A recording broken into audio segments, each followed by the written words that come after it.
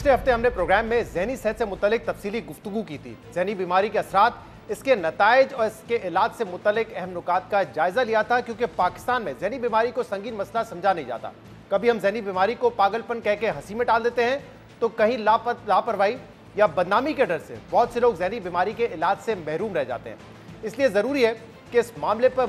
मुसलसल आवाज़ उठाई जाए, मसले का इदराक किया जाए और इसके इलाज के लिए ज़्यादा से ज़्यादा आगाही पैदा की जाए, जिसके लिए मीर खलीलुर रहमान फाउंडेशन और ब्रिटिश एशियन ट्रस्ट ने मिलकर आगाही मुहिम चलाने का सिलसिला शुरू किया है। और इसी सिलसिले में हम भी अपने प्रोग्राम्स में इस संगीन मसले पर मुसलसल बात करते रहेंगे और मुतल्लका हुकाम समेत माहिरीन का मौक़िफ़ भी आपके सामने रखेंगे, जिसके लिए आज हमें प्रोग्राम में ज्वाइन किया है माहिर नफ्सियात डॉक्टर रुबीना किदवाई ने। डॉक्टर साहब बहुत बहुत शुक्रिया वक्त देने के लिए। ये बीमारी पाकिस्तान में एक हकीकत है, चाहे वो माशरती वजूहात की वजह से हो या माशी वजूहात की वजह से हो, लेकिन मसला ये है कि पहले तो लोग एक्सेप्ट नहीं करते कि उनको मेंटल हेल्थ का इशू है, और अगर एक्सेप्ट कर लेते तो सोसाइटी में बदनामी के डर से शायद उसका इलाज नहीं करवाना चाहते, क्योंकि लोग ये कहेंगे कि आप क्या पागल हैं।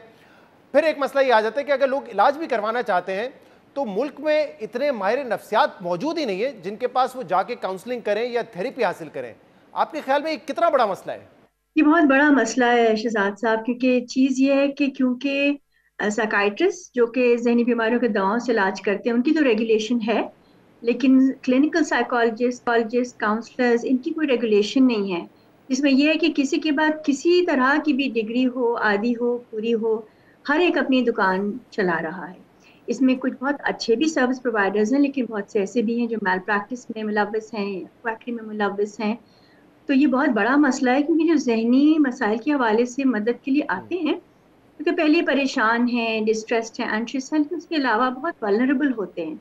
और काउंसलिंग का या जहनी सेहत के हवाले से मदद करने का प्रोसेस ऐसा है कि पहले आप उनसे ट्रस्ट डेवलप करते हैं, उनसे लोग आपसे शेयर करते हैं, तो उसमें कौन आपके सामने बैठा है, उनकी क्या क्वालिफिकेशन है, आपको मदद मिलेगी या मजीद नुकसान होगा, इसी को वजाहत ना पब्लिक को है ना सिस्टम के हवाले से कोई रेगुलेशन है। यहाँ मैं कहना चाहूंगी कि अलाइड हेल्थ केयर प्रोफेशंस की एक काउंसिल बनी तो है, जिसके अंदर काउंसलर्स और साइकोलॉजिस्ट को भी रजिस्टर किया जा रहा है, मगर वो इस वक्त अपनी बहुत ही बुनियादी स्टेजेस पर है। रजिस्ट्रेशन तो जरूर शुरू हो गई है, मगर कोई स्टैंडर्ड्स नहीं बने हैं। तो जब तक स्टैंडर्ड्स नहीं बनेंगे, क्वालिफिकेशंस नहीं तय होंगी, ये मसला रहेगा कि पब्लिक जो है वो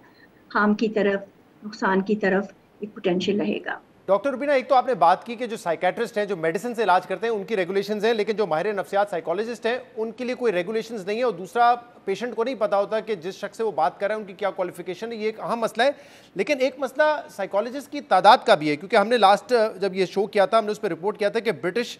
एशियन ट्रस्ट के मुताबिक, उनके अंदाजे के मुताबिक, हर 4 में से 1 पाकिस्तानी जो है इस वक्त वो नफ्सियाती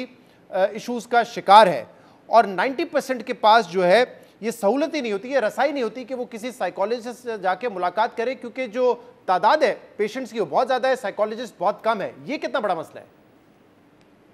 देखिए, एक तो ज़ाहिर है मसला इतना बड़ा है कि जिसके मुताबिक उसी शरह में जो है ऐसे लोग मौजूद, इतने लोग मौजूद नहीं हैं जो इस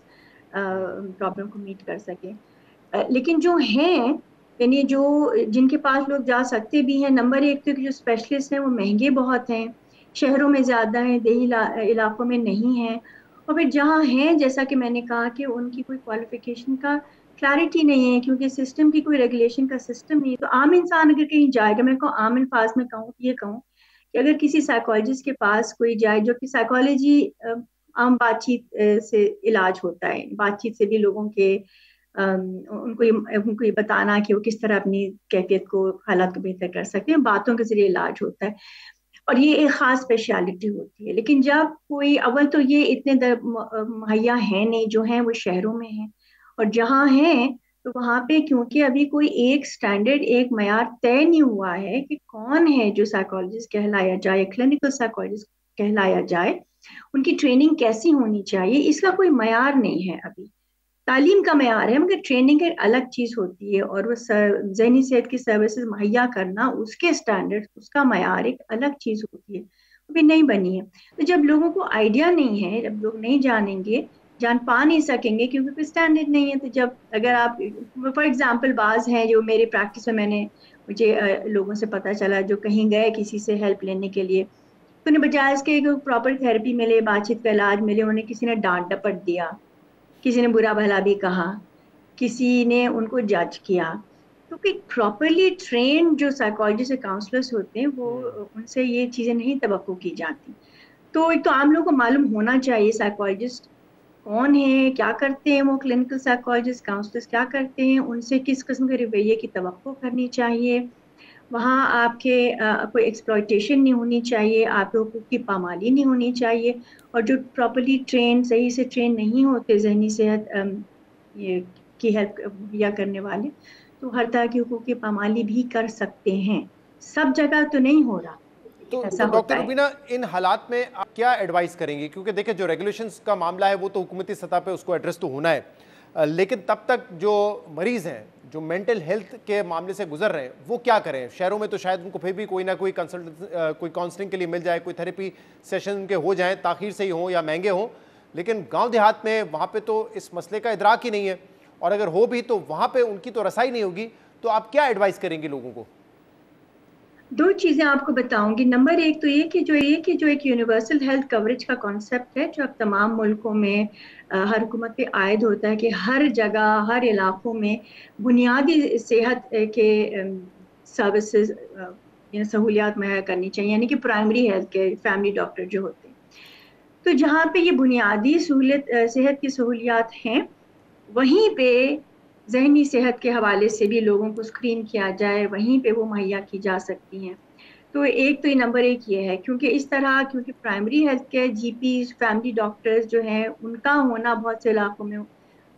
ممکن ہے، مگر یہ کہ جو اسپیشلسٹ ہوتے ہیں وہ شہروں میں زیادہ ہوتے ہیں. دوسری یہ کہ اب کچھ آرگنائزیشنز ہیں جو ٹیلی فون کے ذریعے بھی سروسز پرووائڈ کرتی ہیں، اور کیونکہ ایک سیل فون اب بہت سی جگہ دیہی علاقوں میں بھی لوگوں کو میسر ہے، تو وہ سیل فون کے ذریعے بھی کال کر سکتے ہیں. اور پھر جو اسپیشلسٹ جو ہیں مہیا ایکسپرٹ جو چاہے شہر میں بیٹھے ہوں کہیں بھی بیٹھے ہوں، لیکن ایک عام انسان پاکستان کے کسی بھی علاقے سے وہ سروس مہیا کیا حاصل کر سکتے ہیں. ابھی ایسی سروسز صرف میں کہہ چاہوں گی ابھی ایسی سروسز چند نجی ادارے آفر کر رہے ہیں، لیکن اگر حکومت اس ماڈل کو اپنا لے تو اس سے بھی عام انسان جہاں بھی ہو ان سہولیات کو ایکسیس کر سکتے